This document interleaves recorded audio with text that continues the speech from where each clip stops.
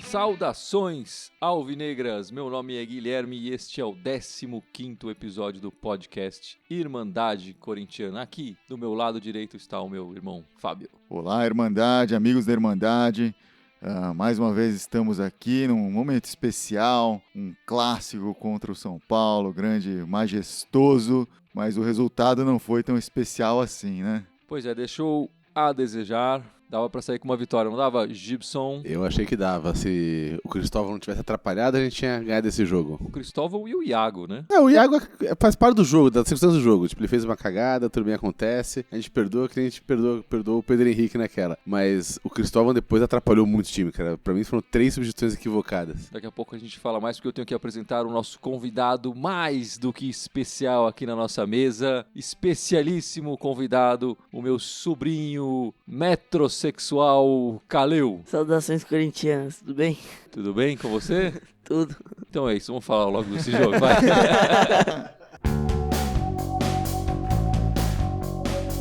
Bom, mais uma vez o Corinthians decide que vai jogar só um tempo bem em jogo e dessa vez escolheu que ia ser o primeiro tempo, né? Enfim, tá revezando, às vezes é o primeiro, às vezes é o segundo.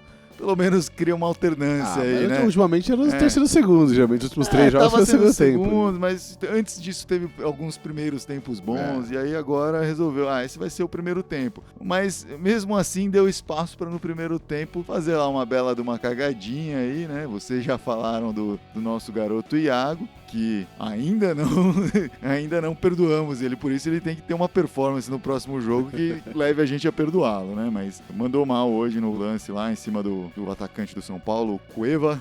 E o Iago tem falhado, né? Não é a primeira vez que ele falha. Na última rodada ele levou a nossa pior nota, foi o perna de bagre do jogo. Bem lembrado. Agora com essa dupla Iago e Balbuena, a gente fica pensando se realmente é a dupla mais correta, a partir do momento que já são 2 jogos seguidos com falhas aí do Iago, né? Mas também hoje ainda não tinha opções mais experientes ali na zaga, né? O Wilson ainda não retornou. E as opções experientes acabam no Wilson. Porque... e quem sobrou lá no banco era o Léo Santos, que consegue ser mais garoto do que o Iago e o Pedro Henrique. Bom, mas aí o Corinthians não demorou muito para empatar. Não, porque na verdade assim, o Corinthians estava dominando o jogo, o Corinthians estava controlando a bola, não estava tendo lances extremamente agudos, e aí teve um contra-ataque que o São Paulo conseguiu esse pênalti por bobagem da nossa defesa e o cara foi lá e converteu. O Cássio até foi pro lado certo na bola, não foi, Caleu? Eu acho que na verdade é assim. O Corinthians começou jogando bem a partida, não teve nenhum lance de perigo, mas começou lá na frente no ataque. Todos os lances do Corinthians eram praticamente na área. O São Paulo pouco chegou no meio de campo. A hora que ele chegou lá na frente da área, acho que pela segunda ou terceira vez, o Cueva acabou sofrendo pênalti, que ele mesmo pediu praticamente. Ele parou a bola e o Iago tentou tirar de qualquer jeito ali. E daí o Corinthians meio que deu uma... Parece que ele sentiu um pouco o gol, mas logo depois ele conseguiu fazer um gol meio esquisito ali, meio de pinball, mas foi um gol. Foi acho que o gol mais esquisito do ano no Corinthians, né? O Bruno Henrique pegou a bola ali na intermediária, muito estranho.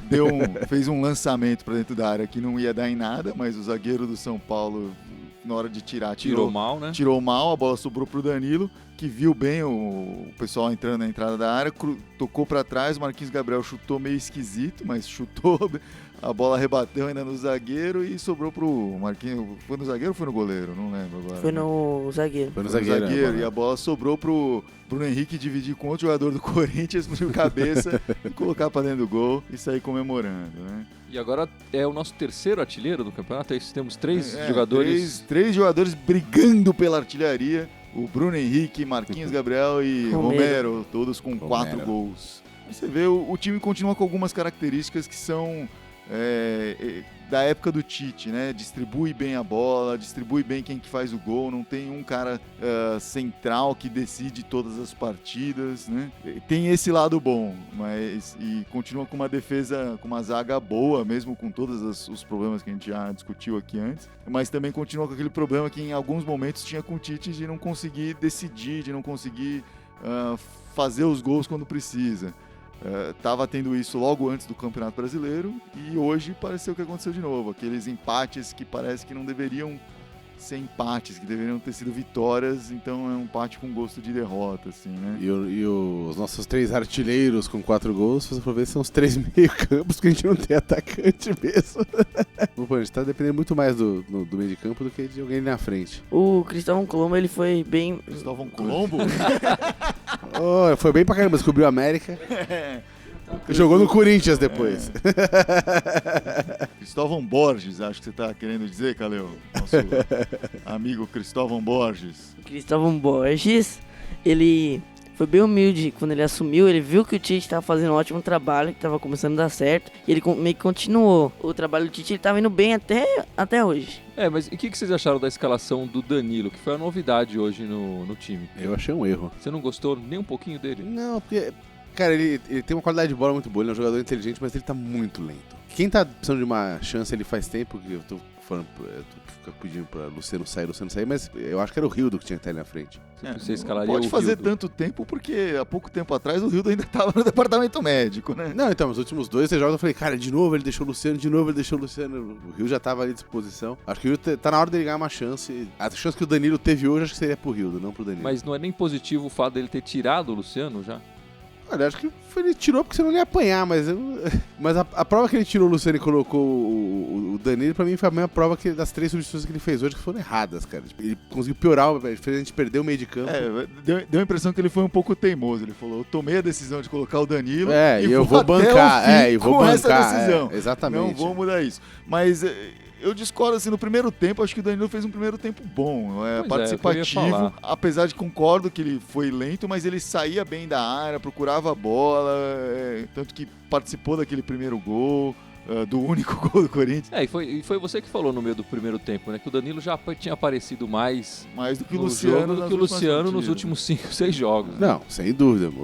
É mais jogador que o Luciano, mas eu acho que é um jogador muito lento pra estar ali no... O Corinthians tá com um jogo muito rápido e dinâmico pro Danilo. O Danilo agora, ele tá num caso de entrar quando for necessidade mesmo. Não dá mais pra escala de titular, sei lá. Eu acho que pro físico dele atual, ele foi bem na partida, porque ele não dá pra ele pegar a bola, por exemplo, e sair correndo, como o Marquinhos Gabriel faz. Não dá pra ele fazer um lance desse, mas... Mas o jogo do Danilo nunca foi muito esse de pegar a bola e sair levando, enfim, driblar o time inteiro. Não, então, mas ele tinha um vigor, ele conseguia parar a jogada, parar a bola no pé dele, ver a jogada, fazer o passe. Agora tá todo mundo não é tomando... mais o mesmo jogador. Agora todo mundo tomava a bola dele com muita facilidade, ele tava desatento, às vezes o cara chegava pra marcar nele, ele não tava nem sabendo que o cara tá chegando junto. Eu não diria desatento, mas eu diria lento mesmo. Mas acho que o Cristóvão tem uma consideração, afinal de contas o Danilo tá jogando há tanto tempo que ele provavelmente já jogou até com o Cristóvão, tal, lá atrás, né? E aí ele pensou, meu amigão aqui que ainda tá jogando, vou pôr o cara aqui, tá tentando renovar contrato, tal, vamos dar uma chance pro tiozinho aí, tal. Mas realmente faltou um certo vigor físico, não é assim, o cara tem o quê? 36, 37 anos, né? 37, mais jovem acho. que praticamente todos que nós aqui, tá correndo bem ali, pra idade dele, mas esse é o problema, o Corinthians hoje demanda uma correria maior pelo estilo de jogo que tem feito, exatamente. por conta das características dos jogadores que tem. Talvez ele funcionasse melhor se colocasse o Danilo junto com o Guilherme, que é outro jogador que para mais a bola, pensa, tal. Talvez os dois juntos ali conseguissem parar e articular melhor, sem aquela correria toda em volta. Todo mundo correndo e ele parado, realmente às vezes pode dar a impressão que ele que tá freando a coisa ali. Eu vou discordar de você porque a gente viu isso no segundo tempo, né? E o time piorou. Mas não sei se foi por isso que o time piorou. Eu acho que o time por uma soma de razões, a gente perdeu o meio campo no segundo tempo, de modo geral, com as substituições, mas eu acho que o Guilherme e o Danilo, o time fica muito lento com os dois juntos. Depois do gol do Bruno Henrique, o Corinthians dominou o primeiro tempo. Sim, jogou bem. O Corinthians controlou todo o primeiro tempo, Parecia que o gol era uma questão de tempo, enfim. Não que tenha pressionado também, o Denis tenha feito tava com volume muitas de defesas, jogo, né? Mas não aparecia muito agudo, assim. Teve um chute do Rodriguinho, uma coisa ali e tal, mas não foi tão intenso assim, né? Mas acabou o primeiro tempo com muito mais finalizações que o São Paulo. São Paulo só teve a finalização do gol. E também, no primeiro tempo, ele saiu com 3 escanteios e o São Paulo sem nenhum, assim. Só que no segundo tempo isso tudo mudou. E a gente pode até falar das substituições, que acho que no segundo tempo afetaram o andamento. mas desde o começo o time já não estava com o mesmo domínio ali, né? Só que, sim, com cada substituição parecia que ia piorando um pouquinho mais. Assim, e dando mais espaço para o São Paulo vir. Eu tive essa sensação de degraus com as substituições. Então, vamos começar falando da substituição da primeira, que foi o Elias no lugar do Rodriguinho. Eu acho aos que o 12 Elias, minutos do o Elias segundo foi tempo. pior que o Danilo na partida, eu acho. Pelas notas que a gente deu aqui, o Elias acabou disputando com o Iago o perna de bagre do jogo, né?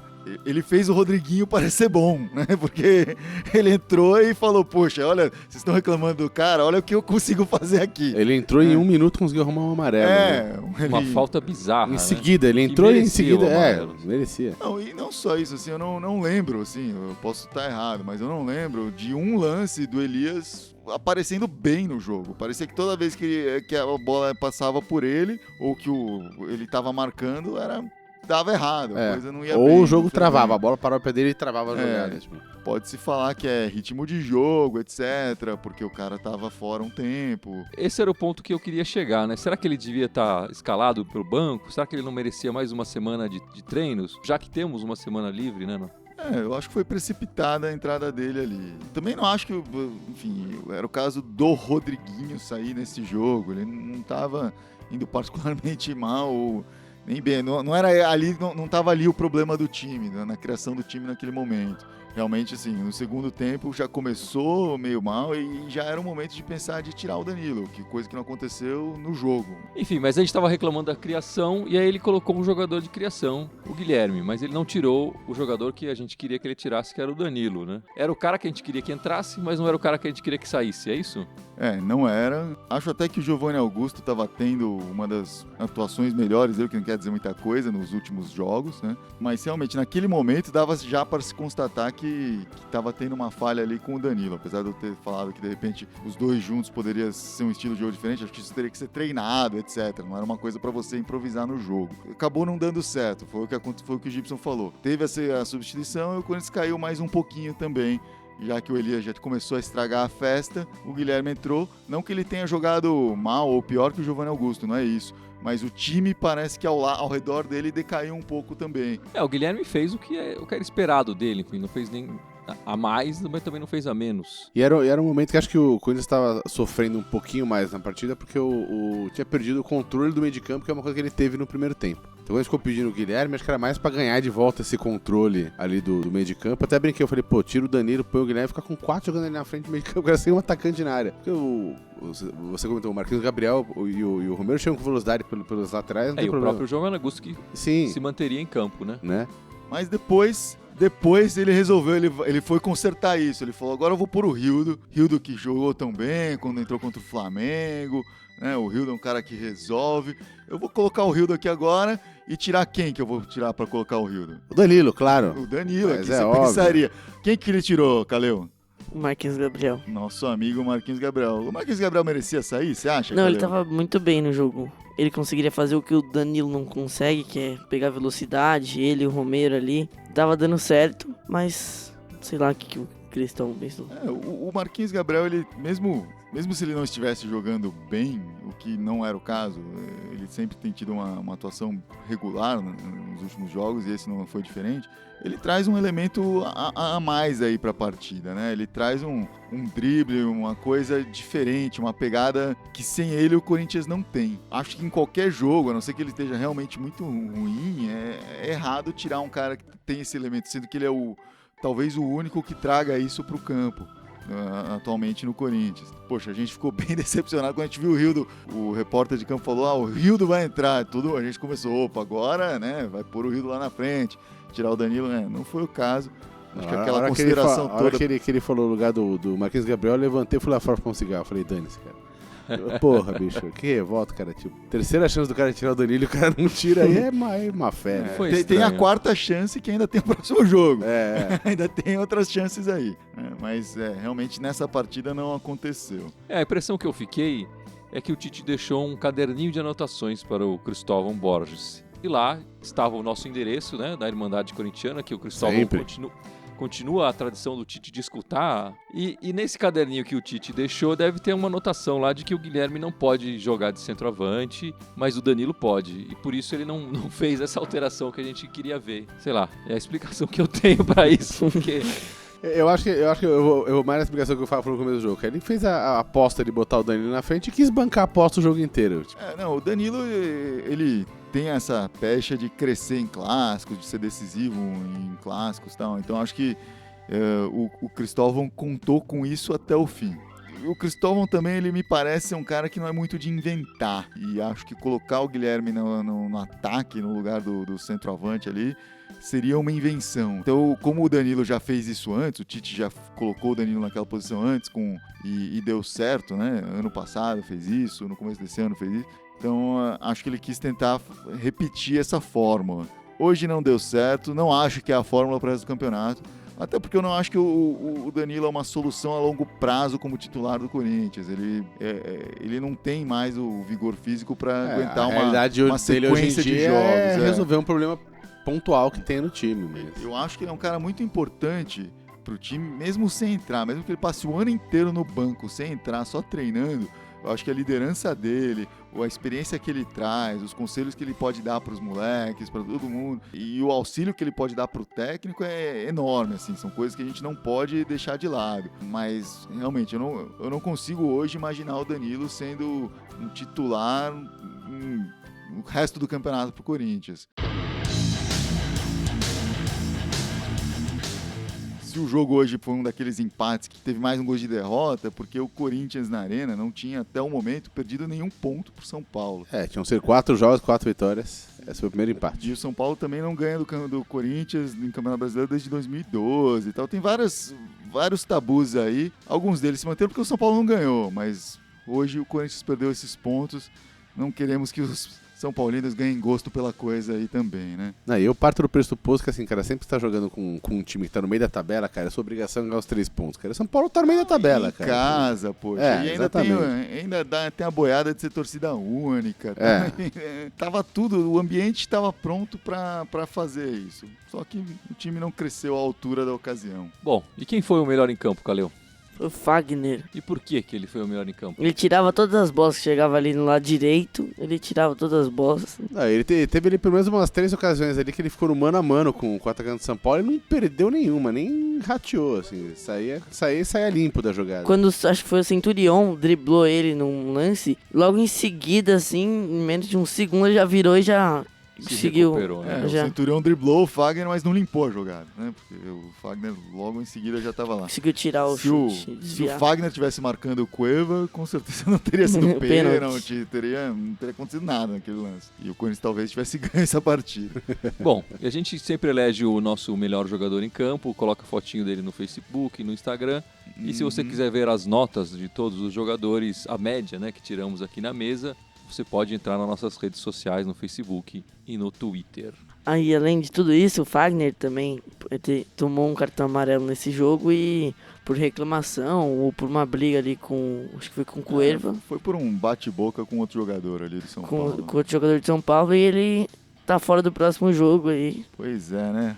Esse é o pepino que a gente tem agora. No próximo jogo, quem será o nosso lateral direito, já que o Fagner está de fora? Será o Léo Príncipe? Será que é lá que o Pato vai entrar? Será que vamos improvisar o Williams na lateral direita? Muito suspense. Não sei, mas o Fagner, se você pensar o desempenho dele nos últimos jogos, o cara vai fazer muita falta pro Corinthians. Acho que o jogador que talvez faça mais falta hoje em dia pro Corinthians. Quem tem treinado lá no time reserva é o Léo Príncipe mesmo. Não sei se o Cristóvão tem a confiança de colocar o garoto lá agora. Mas enfim, não tem outra opção para a posição específica, né? O Williams já jogou improvisado ali algumas vezes, o Christian também, mas acho que o Christian ainda tá no departamento médico, né? Não tá liberado. Então, trabalhado aí, né? E o Williams também acabou de voltar, então sei lá. Eu vou falar, eu gostaria de ver o Léo Príncipe jogar, eu acho que a gente tem usado pouco a base, e aí a gente já entra no nosso próximo assunto, que é durante essa semana o nosso volante Maicon da base também, jogou a Copa São Paulo, Uma revelação, foi emprestado para Ponte Preta. Pois é, o que é muito estranho, né? Porque no começo do ano, quando o garoto tava indo tão bem, tava jogando bem na base, depois jogou no Campeonato Paulista algumas vezes, sempre Sim, tendo o respaldo do o Tite técnico, chamava ele de Novo Elias, né? É, falava o novo Elias e tal. E, inclusive foi usado como justificativa pro empréstimo do Marcel, né? Poxa, o Maicon tá vindo tão bem que eu tenho que dar uma chance para ele aqui. Então eu vou ter que emprestar esse outro garoto aqui para poder dar uma chance para ele. E agora emprestou os dois, tá sem nenhum. Tá com o Williams no lugar desses caras aí, né? Porque eles falavam, né, que o Maicon e o Marcel tinham características parecidas. E é um pouco verdade. E o Corinthians contratou mais um com características parecidas, que é o Camacho. Pois é. Só que o Camacho tá machucado, o Marcel tá emprestado. E também tá machucado. Tá Também emprestado tá e machucado. E aí emprestou o Maicon e estamos sem um jogador com essa característica. Pois é. Mas, enfim, agora ele tá sendo aproveitado. Tanto que já jogou nesta rodada pela Ponte Preta. Né? Mas, enfim, é uma pena. Assim, é uma coisa que a gente já falou aqui no nosso podcast. Eu acho que o Tite já não utilizava muito esses garotos da base e isso está se mantendo aí. Não fazem que nem a Irmandade Corintiana, a gente põe nossos garotos aqui para jogar, na verdade, Caleu? Em clássicos, principalmente. Em clássicos, principalmente. Aliás, só em clássico. O Caleu só vem em clássico aqui para jogar com a gente. Acho que o Tite ele tinha medo de pôr o pessoal da base, não sei porquê, acho que não pensava que teria o mesmo desempenho pessoal que já é um pouco mais experiente. E eu achei que com o Cristóvão vai ser um pouco diferente, né? Ele ia começar a pôr, mas... Eu confesso que eu também tenho um certo receio de colocar o microfone nas suas mãos aqui no nosso podcast, mas a gente dá a chance para você se provar. O negócio é que aqui no podcast tem edição, né? É verdade. Em campo não tem edição, não. Olha, hoje o Cristóvão ia querer Só tem edição no DVD do jogador, né? O Cristóvão ia querer ter uma edição do jogo de hoje, se ele pudesse editar as ações dele, né? Mas isso me lembra uma coisa, assim, que o Corinthians recentemente tem tido dificuldade em inserir os jogadores da base lá, mas não foi sempre verdade, né? Um dos garotos que veio da base e se deu muito bem e que foi, inclusive, homenageado no jogo de hoje foi o nosso Walter Casagrande. Finalmente, não sei porque não estava antes, mas finalmente entrou na calçada da fama do Corinthians aí. Foi feita essa cerimônia no intervalo, ele pôs os pés lá no cimento e agora tá lá marcado no Hall of Fame da calçada da fama corintiana. Merecido. Muito merecido. Muito Casagrande merecido que estreou com a camisa do Corinthians marcando 4 gols, né? 4 gols. Enfim, e a partir daí virou um ídolo. Casagrande ele é Corinthians. bom não só como jogador, era, né, bom como jogador, como hoje ele é muito bom como comentarista. Eu gosto de escutar os comentários dele. Há controvérsias. Eu preferia Eu ele jogando gosto. bola. Casagrande marcou 103 gols com a camisa do Corinthians em 256 jogos. Pois é, tá faltando um cara assim hoje, né, no time? Tá faltando um cara assim. Mas vamos ver, né? Essa dupla Pato e Príncipe vai dar o que falar na próxima semana, sábado contra o Figueirense, sábado à tarde. Dessa vez não é balada, é matinê, né? Pô, vai saber. De Não, repente, mas de o sábado Cristóvão tá resolve jogar com o Danilo na frente de novo, cara. Vê que ele Danilo gostou. na lateral direita. Pô, botar o Danilo de lateral é pra matar o coitado. Puta, tiozão cai duro no pau. Eu até acho que o Léo Príncipe tem chance de entrar como titular, mas você acha que o Pato tem chance de entrar como titular? Eu não sei, cara. Tá um certo marketing em cima dessa volta do Pato, assim. Eles têm trabalhado muito bem a mídia em cima disso pra tentar dar uma amaciada no torcedor, assim. Estão falando muito bem das atitudes do Pato no retorno dele, que ele conversa com o técnico, se põe à disposição, colocaram vídeos dos gols dele em treino, etc, espalharam por aí, falando que ele é o primeiro a chegar no treino, o último a sair e tal. O que, enfim, pode ser que seja tudo verdade, acho que até que é mérito dele, e pode dar uma certa amaciada na torcida, assim, mas assim, uma vez que ele entra em campo, titular ou não, aí é que o bicho vai pegar, aí que a gente vai ver qual é que é a real do cara. Eu acho que assim como aqui o podcast, a mídia do Pato também tem bastante edição. Acho que ele não faz tanto gol assim no treino. Será? Não, mas fazer gol no treino pouco importa também. Ele pode fazer 100 gols no treino, mas eu caguei e andei. Quero ver ele em campo. Como já diria o filósofo Jardel, né? Treino é treino, jogo é jogo. Pois é, e clássico é clássico e vice-versa, como foi o de hoje. Né? Mas enfim, não sei se ele vai ser titular, mas há declarações que deixam claro que a estreia dele será no jogo. Então, estão planejando colocar o cara em campo em algum momento ali, seja desde o início ou entrando. E o jogo contra o Figueirense é uma boa chance pro Léo Príncipe estrear, né? E pro Pato reestrear, né? Porque o Figueirense está em que posição no campeonato? Ele tá em 15º. Tá lá atrás. É o primeiro fora da zona, né? Da zona de rebaixamento. Eu acho que não dá pra tirar o Figueirense falar que vai ser fácil o jogo, porque não queria lembrar, mas vou ter que lembrar do primeiro jogo na Arena, que foi uma derrota pro Figueirense, de 1-0, primeiro gol, primeira derrota, primeiro jogo contra o Figueirense. Verdade. E o jogador que fez o gol naquela ocasião estará em campo provavelmente, né? Com a camisa do Corinthians. Com a camisa do Corinthians. Espero que ele não faça um gol em cima do Corinthians nesse jogo também, né? Mas são anos completamente diferentes, né? Aquele ano o Figueirense vinha melhor. Mas o Figueirense tem técnico novo também, o Argel. Pode ser um momento, é a chance dos caras decolar, né? Eu sempre acho que todo jogo é perigoso, vocês notam isso.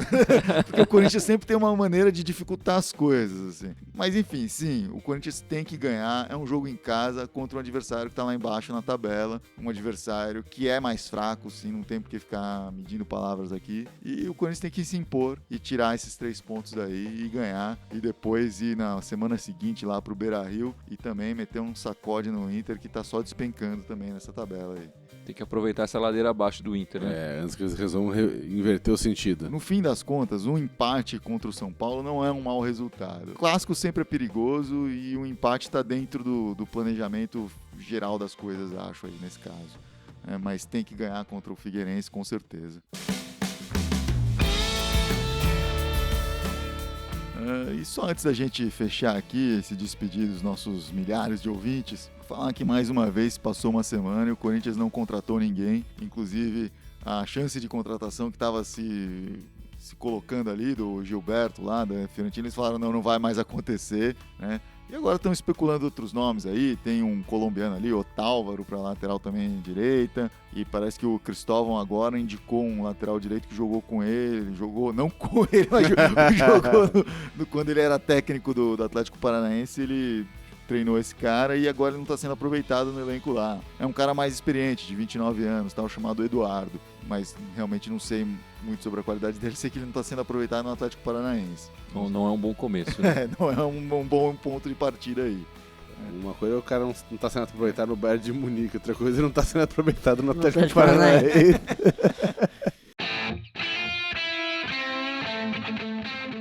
Mas acho que é isso por hoje, né? Acho que é isso, mas antes de acabar esse podcast, eu queria pedir para o meu sobrinho, grande sobrinho, que não para de cantar. Por favor, cante uma música para nós agora. Faça uma rima. Só uma riminha. Vai. Racionais, que você gosta tanto. É uma pena que a gente não tem vídeo para mostrar como o Kaleo mudou de tonalidade nessa sumiu debaixo da ocasião, mesa, né? Vocês já me chamaram de metrosexual, agora eu não vou cantar, não. A gente não chamou, a gente elogiou você de metrosexual. Hoje em dia eu elogio o metrosexual. Bom, vamos ficando por aqui então, sem musiquinha do nosso sobrinho. Só que, por favor, meu sobrinho Kaleo, lembre as nossas redes sociais para os nossos ouvintes. facebook.com/Irmandade Corintiana, assim todas as outras, menos o Twitter, que é... Quais são as outras? Quais são as outras, Kaleo? Tem o Instagram. Que mais? Tem o SoundCloud. Isso, que mais? O YouTube. E o Twitter, que é diferente. Como é que é no Twitter? twitter.com/Irmandade Timão. Irmandade Timão. É isso aí, vamos ficando por aqui. E vai, Corinthians! Vai, Vai, Corinthians! Vai, Corinthians!